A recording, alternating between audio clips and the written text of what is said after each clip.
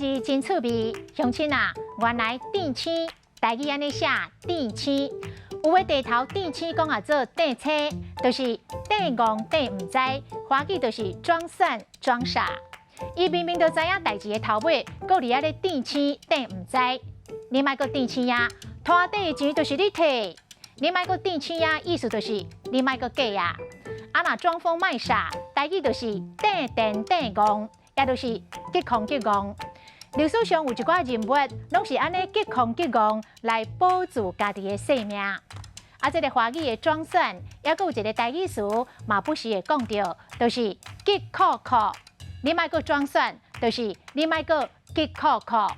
今仔日的台语字，电青电青，实在真趣味。